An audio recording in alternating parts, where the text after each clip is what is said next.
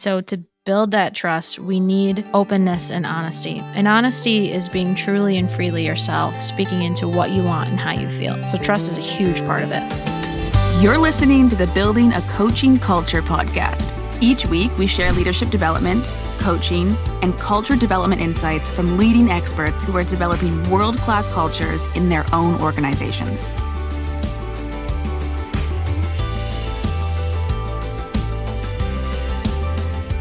Hey, welcome back, everybody. I'm J.R. Flatter, and this is Building a Coaching Culture. Today, we have the honor as our distinguished guest, Grace Gavin. And Grace has a pretty diverse background, and I'm quickly going to pass the torch over to you, because you can explain your background much better than I. But just to remind our listeners and viewers, what are we here for and what's really the purpose of this podcast? So we're in the 25th year of the 21st century. We're a quarter of the way through the first century of this new millennia. It's hard to believe, but people's expectations of their organizations are changing. It's a global labor market, hyper competitive. And if you were to ask Lucas Sarai, it's all about culture. And a coaching culture is the culture of the 21st century, in our humble opinions. So that's why we talk about building a coaching culture. Even though I know we haven't met each other, I know I'm going to like you already because you grew up on a dairy farm like I did. If you look behind me, you'll see my Holstein cow and a goat. Our herd were Holsteins. You might even see my bull riding bell and bull rope back when I was really young and dumb. Used to ride bulls. But with that, I would love to pass it over to you, Grace. And one of the few times in your life, I want you to really dive in and brag about yourself, because you have an amazing background and amazing company. Oh, well, thank you for that, JR. I appreciate that. And knowing that we share a little bit of a farm background, I just love that. So I grew up as the last of 8 kids on a dairy farm where we actually had Holstein cattle. So I'm right there with you. And through that time, learned a lot about what I'm doing now and didn't know that's what I was doing. And from there, I then jumped into the professional world after a number of years in school, and I started working at a daycare, actually. So you want to talk about the work that I'm doing now in communication? It's all similar, whether you're talking to a 3-year-old or you're talking to a 30-year-old or a 40-year-old or a 50-year-old. We all are still working on this skill of communication. And then from there, I went to be an executive assistant with my now business partner, actually working with leadership teams, supporting them, understanding what it is, the struggles that they were going through in their organizations. And what we just kept seeing over and over again was this blatant lack of communication that was happening in organizations. And so we really dug in deep to, I read so many books, interviewed people, understanding what's at the root of this issue. And what it came down to was a lack of openness and honesty.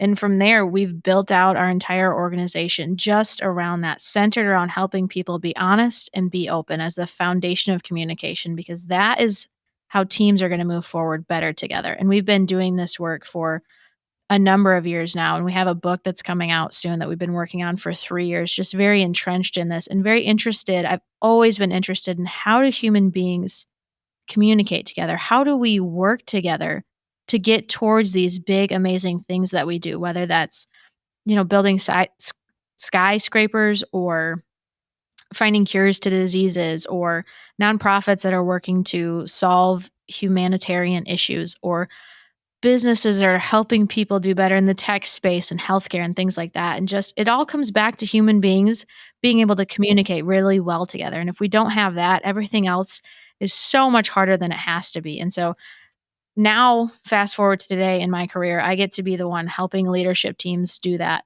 And not only their leadership teams, but also their staff, because they're beginning to recognize the importance of having everybody have these skills and talking about it in the sense of culture, and having people willing to continue to learn and to grow, because that's what I'm seeing what people want, is those types of cultures.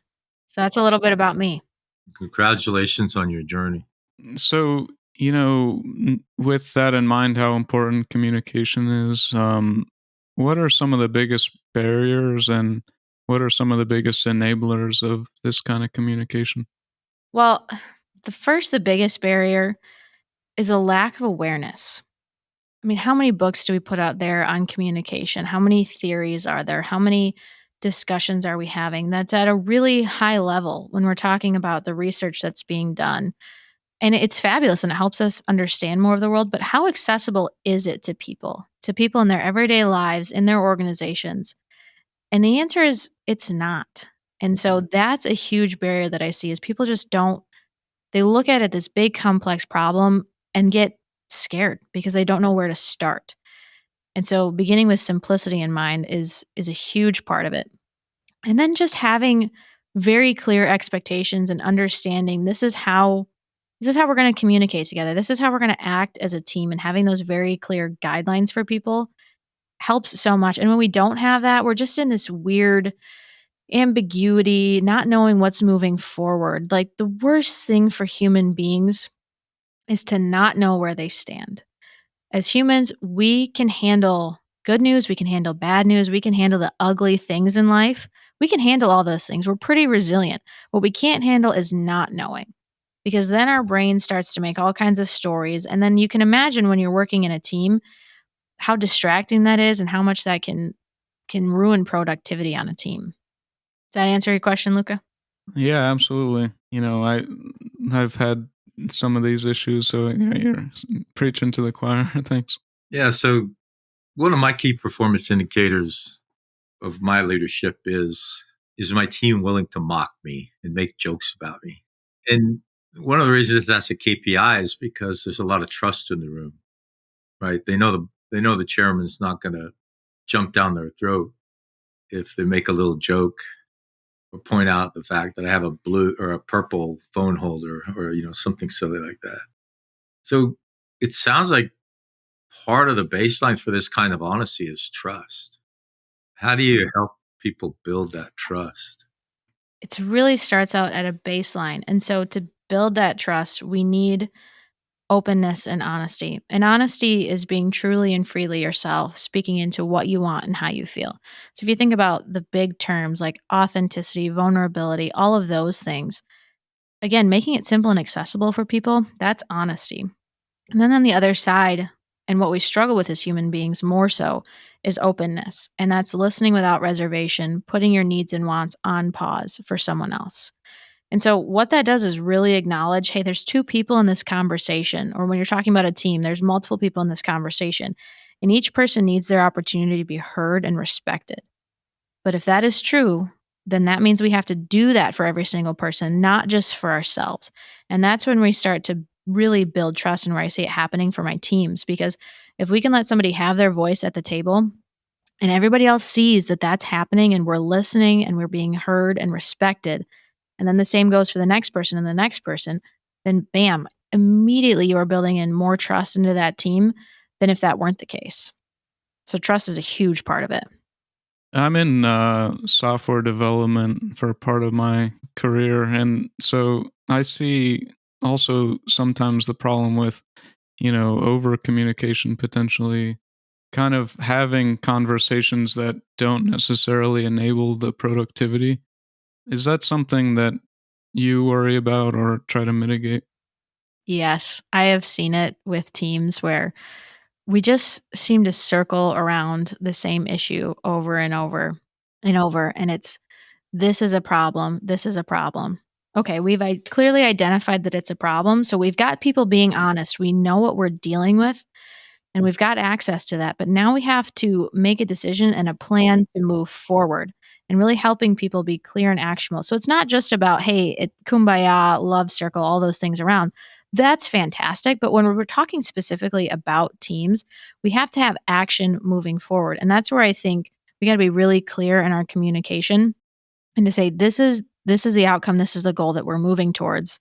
Knowing that, what's the communication that we have to have here? And I've seen it time and time again with teams where they just get stuck on the problem and almost can't see the solution because of that, because the problem seems so big, and helping them step back and say, we're just trying to move forward. We're trying to move to the next step forward today. And how do we do that? And getting that communication back in line, back to being productive. So it's not just all those, hey, you got a minute, and then nothing moves forward. We got to have action steps at the end of a conversation to know that we're going to move forward. So we're mostly interacting with adult human beings. I agree completely with you. Human nature is human nature. And if we're violating human nature, we're probably moving in the wrong direction. But also, and some people call this code shifting, talking differently in one environment versus another environment. The way I talk to my grandchildren is very different than the way you and I would have a conversation. And I'm looking at your definition of honesty. Honesty is being truly and freely yourself. And we might call that our authentic self. You mentioned authenticity. But also our corporations and the organizations we work in, for-profit, nonprofit, government, have ethics and core values and dress codes and expectations. You said treat each other with dignity. How do you reconcile me being my true self with aligning myself with an organization? I get that question a lot, and it's understanding that there's an unending amount of organizations out there. And so what you want to do in the interview process, and really as you're beginning to work with an organization, even depending on how long that process is to understand, is this the right fit for me as a person and where my values aligned and what I'm really working towards in my life, what my goals are, is that aligned with this organization? And then same thing to the organization, to who's hiring people. Is this person aligned with where we want to go? And if the answer is yes, great, we move on. But if the answer is no, then that's okay too. And what we've learned is more about the organization. And then you as an individual, you've learned more about yourself. This is not the fit. And to go find a better spot for where your talents and your wisdom can be best put to use. And so it's not about everybody fits everywhere. It's about finding the right fit for you and acknowledging that there's going to be conflict in our lives for all time, because we're human beings that have had different experiences, and because of that we come to different conclusions. And so knowing that you're not looking for an organization where you don't have conflict and where everything aligns perfectly, but one where you can work through that conflict together to go and make better outcomes, because we're always going to have conflict, we're always going to live with it. But the question is it the right kind of conflict? Are you having the right kind of discussions to help move yourself forward and to move the organization forward? Are you there to help and put your talents to the best use possible?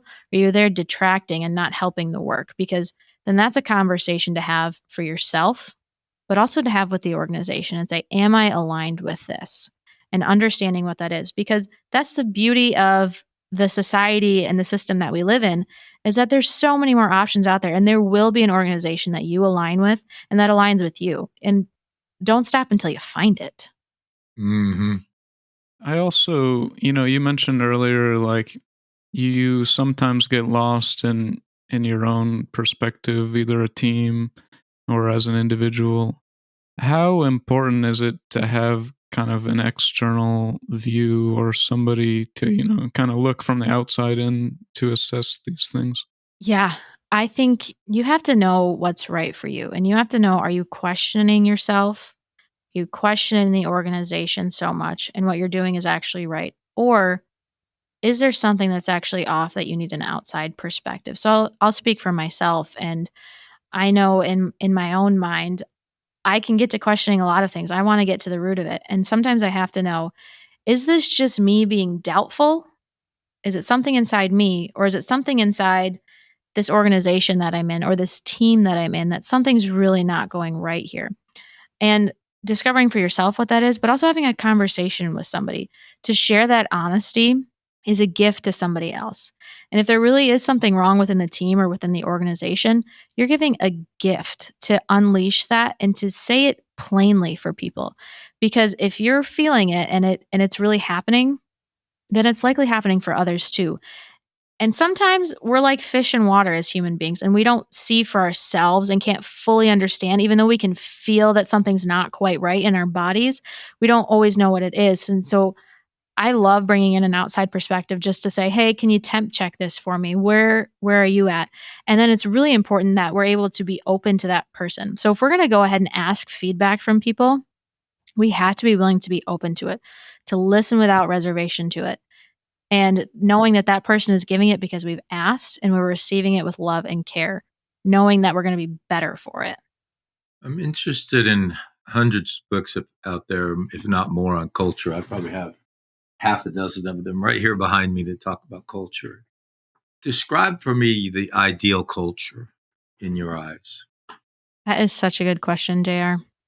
I think to me, the ideal culture in an organization is one where people are right on the precipice of feeling challenged, but also feeling stable. And so the way that you know that is by talking to people and understanding where they're at and having those open and honest conversations.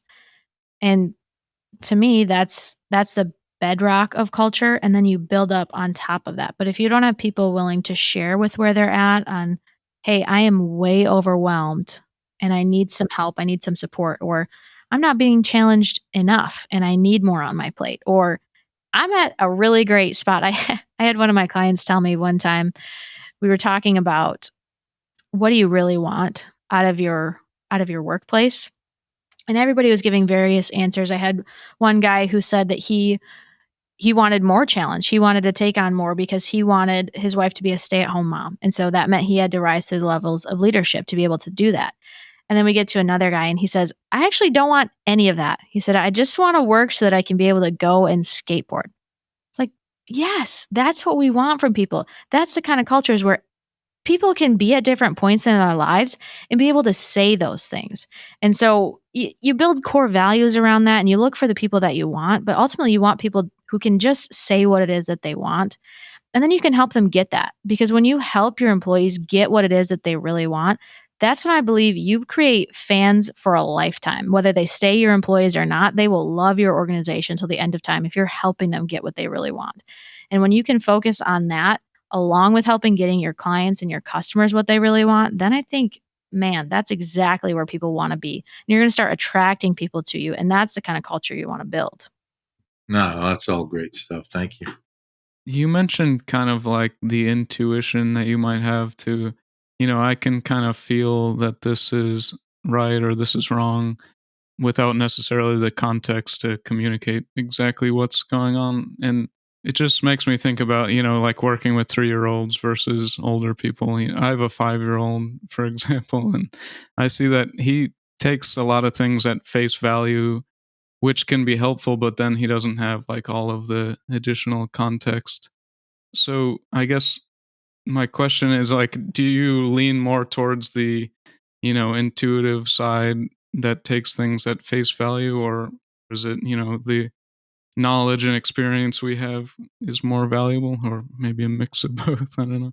I do think it's a mix of both, but it's a little bit different. And the way that I think about that is when we say something to somebody or we give a directive as a leader, knowing that that person is going to take it at face value of what we say, but then knowing they have all of the experiences in their life behind that that are going to color that and going to influence whatever the directive is that we give.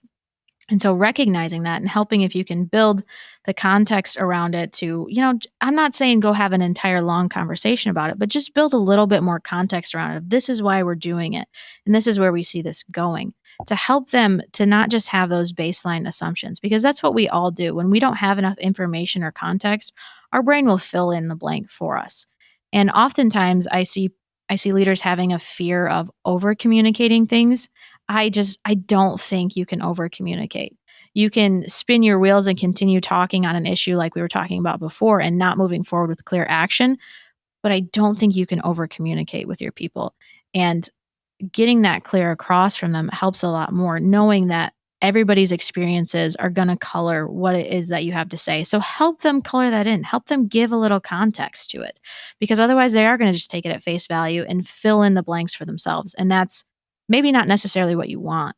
Yeah, you reminded me of a story of the CEO of Ford Motor Company.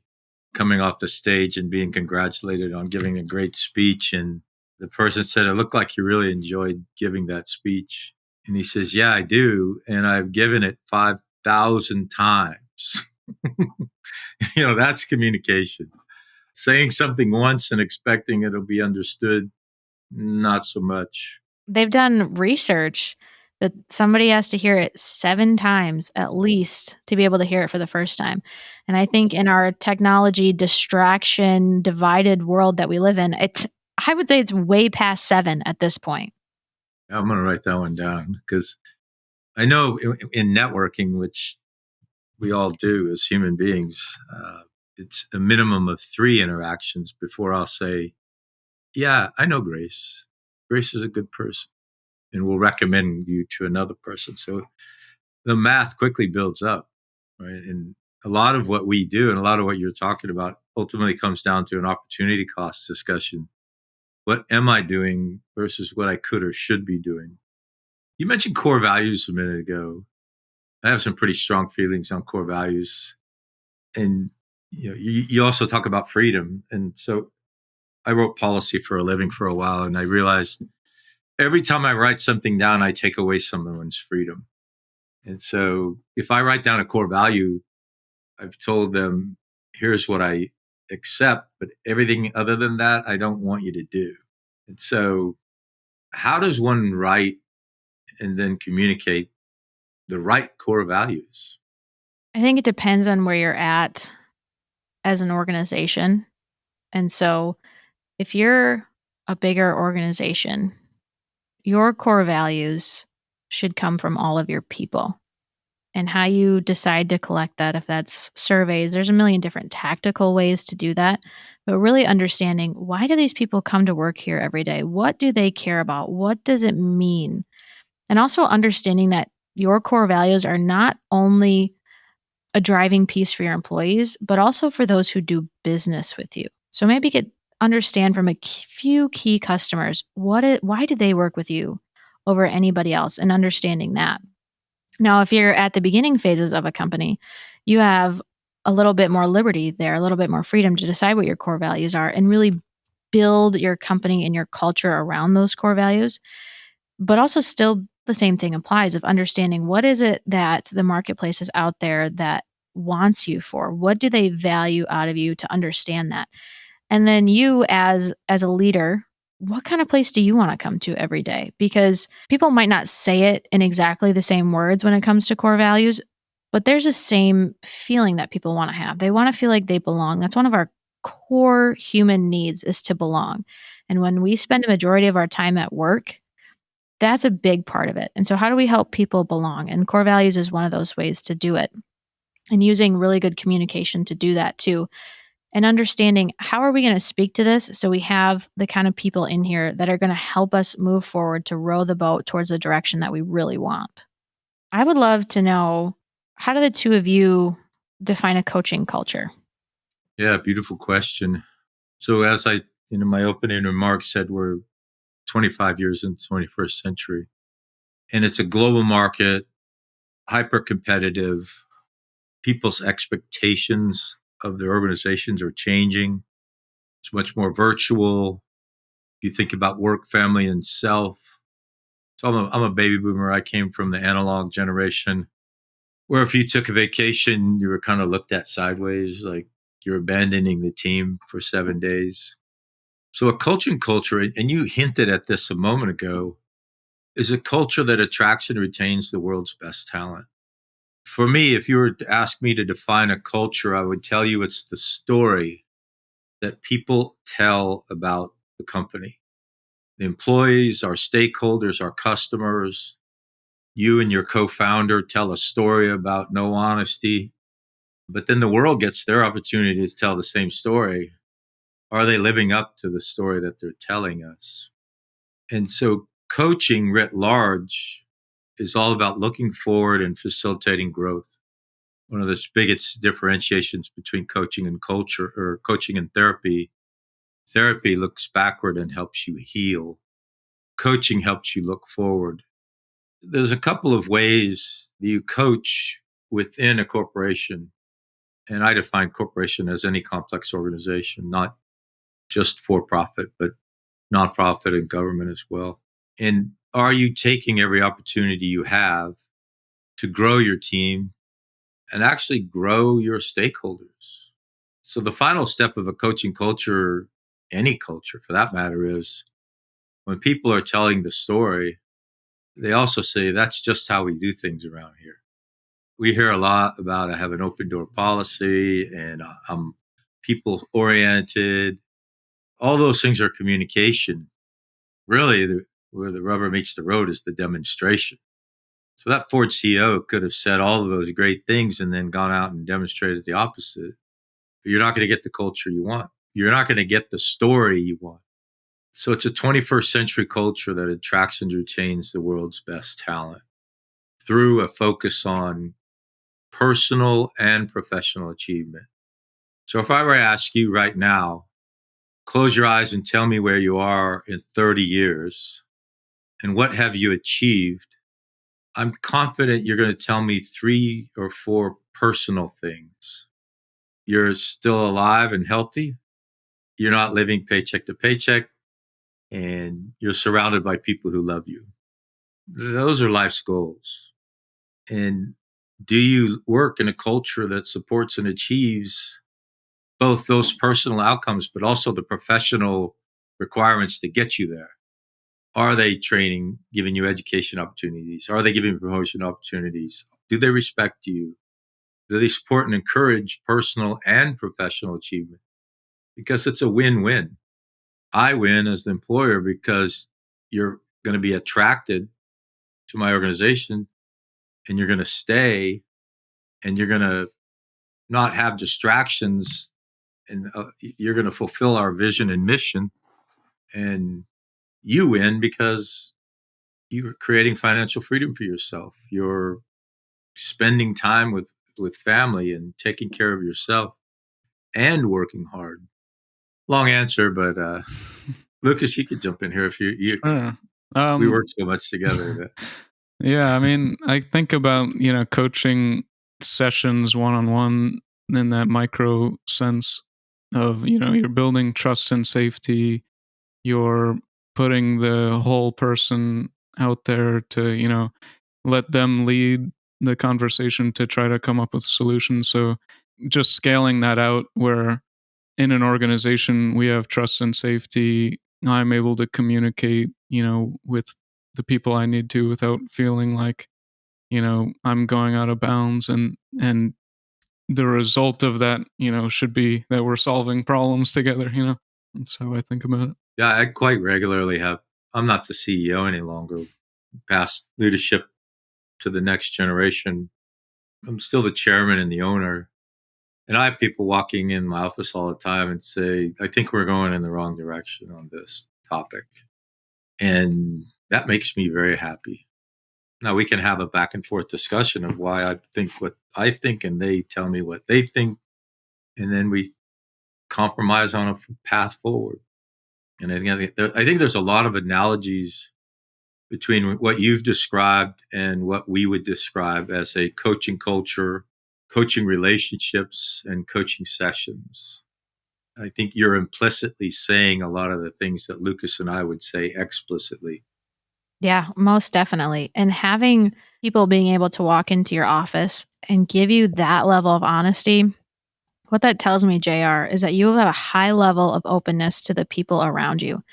And because of that, that's what's driving the honesty. And that's what I see a lot of people miss all the time. They're like, why can't my staff be honest with me? Why won't people just tell me what's really going on?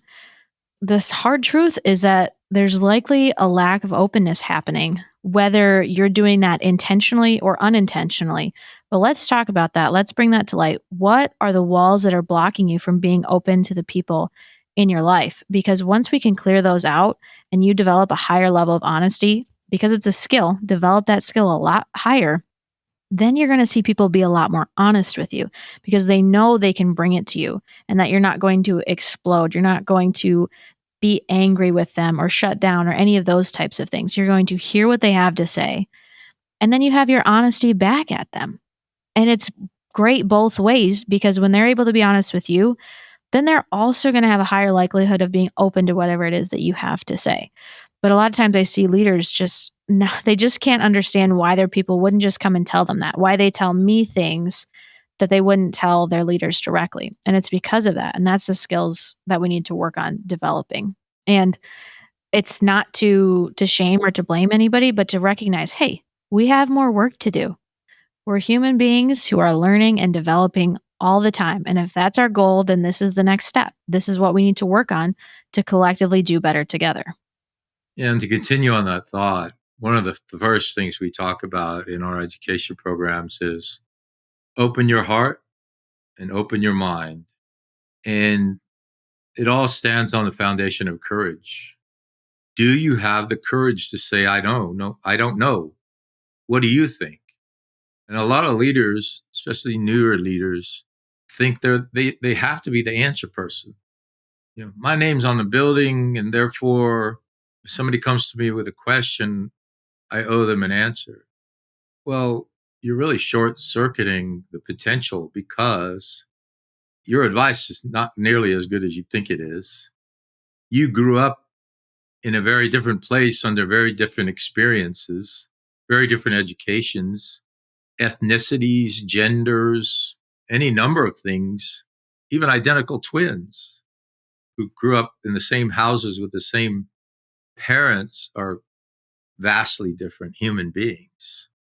And so to assume, and I tell the joke all the time, this worked for me in 1981, and it'll probably work for you in 2024. I mean, that's just absurd at its face, right? Because most people I have that conversation with weren't even born in 1981, let alone going to accept my story from 1981 as relevant to their lives. That's exactly right. And I see it happening. We have an assessment where we get the numbers, the real time data on where people stand with openness and honesty. And I've been seeing a growing trend, and that's that my young professionals that I'm working with, people just entering the workforce or just entering management, they struggle to be honest a lot more, but they are very good at being open. They are like a sponge, just taking it all in, learning, and that's fantastic. But what I have to tell them is, hey, we also need your honesty here. We need to know what you're really thinking because you were hired into this position for certain expertise that you have and that you were specifically chosen. You were the best one, so we need to hear that from you. If you see something that we're going down the wrong path towards or a better opportunity we could go towards, we need to hear that from you. And then conversely, on my higher leadership teams at the executive C-suite level, whatever you want to call it, there is less openness and more honesty because rightly so, they've gotten to that point. So there's a certain level of knowledge that they have. But then what they're missing is people closer to the issue sometimes and closer to the clients because they're having conversations day in and day out with them. We need to develop more openness there. Bring that back to remember when you were first time manager and you were just learning things and soaking things all back in. Let's get back to that mentality. Let's flex that muscle a little bit more because you have all these people around you. You hired these people because that was not the best and highest use of your time and it is of theirs. So let's get back to listening to what they have to say. And I'm not saying you lose your honesty by any means. Keep that high. But let's listen to people a little bit more. Give them that opportunity to speak and then have your honesty back. And that helps a lot more to help that the power dynamic that tends to happen between newer levels of management and leadership. Yeah, you've just reminded me of the different kinds of power. And the power that we're most familiar with is positional power. Because I'm the co-founder, that's why. Because I'm mom, that's why. Now, how long does that last? There's expert power, relationship power, coercive power, reward power. And the final one, and people define it differently, I call referent power, referant. And it's you follow me because you believe in me and you believe in my vision, because we built sufficient trust between each other. That's the only one that grows and that's the only one that lasts. Yeah.